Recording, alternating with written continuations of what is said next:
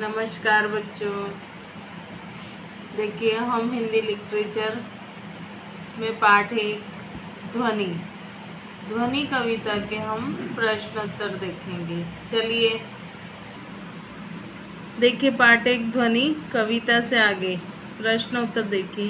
प्रश्न एक, वसंत को ऋतुराज क्यों कहा जाता है? आपस में चर्चा कीजिए। तो ऋतुओं में ग्रीष्म, वर्षा और शरद तथा पतझड़ भी वातावरण को प्रभावित करते हैं, ठीक है। लेकिन वसंत ऋतु के आते ही पसीना, ठिठुरना, कीचड़ आदि नकारात्मक तत्व नहीं होते। पुष्प स्वयं खिलते हैं, प्रकृति की नई सुषमा चारों ओर वातावरण में छा जाती है, आलस्य और निराशा दूर भाग जाते हैं, स्वास्थ्य, सौंदर्य और स्फूर्ति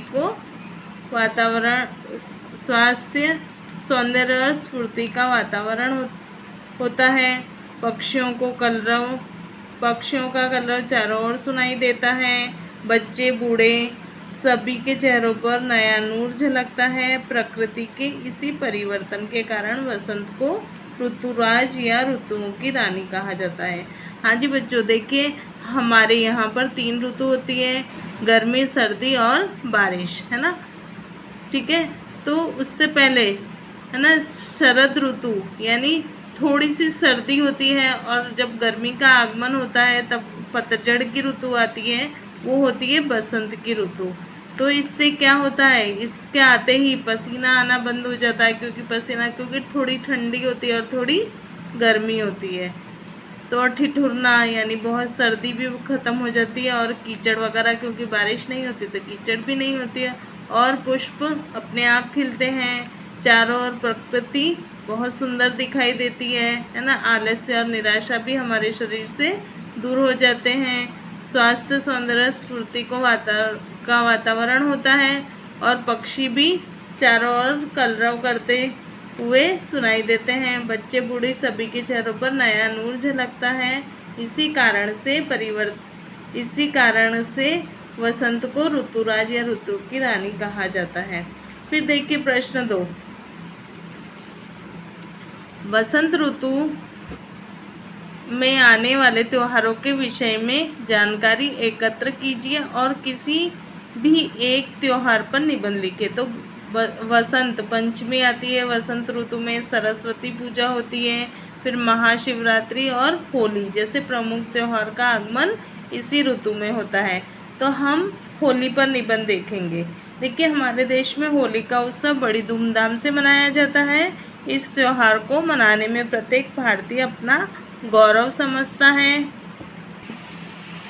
यह शुभ पर्व प्रतिवर्ष फाल्गुन मास की पूर्णिमा को मनाया जाता है। तो होली कब मनाई जाती है? हर साल फाल्गुन मास की पूर्णिमा के दिन, ठीक है। होली का त्योहार वसंत ऋतु का संदेशवाहक यानी संदेश लेकर आता है। मानव के साथ साथ प्रकृति भी अपने रंग ढंग दिखाने में कोई कमी नहीं रखती। चारों ओर प्रकृति के रूप और सौंदर्य के दृश्य दृष्टिगत होते हैं, यानी सौंदर्य के दृश्य दिखाई देते हैं। पुष्प वाटिका में पपीहे की तान सुनने से मन मयूर नृत्य कर उठता है। पुष्प वाटिका यानी कि बगीचे में पपीहा बोलता है तो हमारा मन कैसा हो जाता है? मयूर की तरह यानी मोर की तरह हम नाच उठे, ऐसा होता है। आम के झुरमुट से कोयल की कुहू सुनकर तो हृदय भी झंकृत हो उठता है। ऋतुराज वसंत का स्वागत बड़ी शान से संपन्न होता है। सब लोग घरों से बाहर जाकर रंग गुलाल खेलते हैं और आनंद मनाते हैं। अब देखिए होलिकोत्सव। होली का उत्सव धार्मिक दृष्टि से भी महत्वपूर्ण है। इस उत्सव का आधार हिरण्यकश्यप नामक दानव राजा और उसके ईश्वर भक्त पुत्र प्रहलाद की कथा है। राक्षस राजा बड़ा अत्याचारी था और स्वयं को भगवान मानकर प्रजा से अपनी पूजा करवाता था, परंतु उसी का पुत्र प्रहलाद ईश्वर का परम भक्त था। राजा चाहता था कि मेरा पुत्र मेरा नाम जपे, किंतु वह ईश्वर का नाम ही जपता था। उसने अपने पुत्र को मरवाने के लिए बहुत प्रयत्न किए, परंतु उसे असफलता मिली। हिरण्यकश्यप की बहन होलिका को किसी देवता ने वरदान में एक ऐसा वस्त्र प्राप्त था जिसे ओढ़कर उसे आग नहीं लग सकती थी। एक दिन होलिका प्रहलाद को गोदी में लेकर चिता में बैठ गई। चिता यानी क्या होता है? जो अग्नि जलाई जाती है उसमें, ठीक है। परंतु वह कपड़ा उड़कर प्रहलाद पर जा पड़ा। होलिका भस्म हो गई यानी जल गई और प्रहलाद बच गया। बुराई करने वाले को उसका फल मिल गया था। इस दिन खूब रंग खेला जाता है।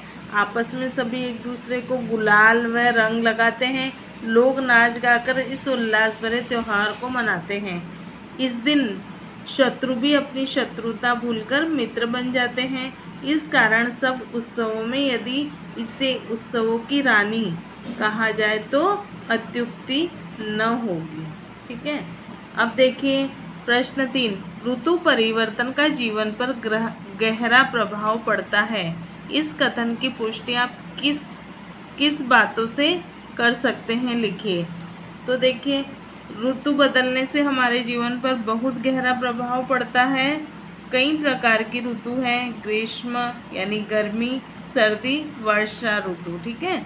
ग्रीष्म यानी गर्मी ऋतु का हम पर बहुत प्रभाव पड़ता है, जैसे हमारे शरीर पर घमौरियाँ, फोड़े, फुंसी इत्यादि हो जाते हैं, जिसके कारण हमारी त्वचा खराब हो जाती है। गर्मियों में हम दिन में बाहर नहीं निकल सकते क्योंकि बाहर बहुत ज़्यादा धूप होती है, जिससे हमारी त्वचा काली हो जाती है। इसी प्रकार सर्दियों में ज़्यादा ठंड के कारण हम बीमार हो जाते हैं। हमें बुखार, खांसी, जुखाम आदि रोग हो जाते हैं। वर्षा ऋतु में अधिक वर्षा होने के कारण सड़कों पर कीचड़ फैल जाती है तथा नालियाँ बारिश के पानी से भर जाती हैं, जिसके कारण लोग बाहर निकलने से कतराते हैं, ठीक। बच्चों, हमने वसंत ऋतु के बारे में देखा कि उसका हमारे जीवन पर क्या प्रभाव पड़ता है और वो हमारे लिए खुशियाँ कैसे लेकर आता है। तो हमने ये प्रश्न उत्तर देखे। अब हम अगले वीडियो में इसके आगे के प्रश्न उत्तर देखेंगे। जब तक आप इसे कॉपी में करना है और अच्छे से याद करना है। बाय बच्चों।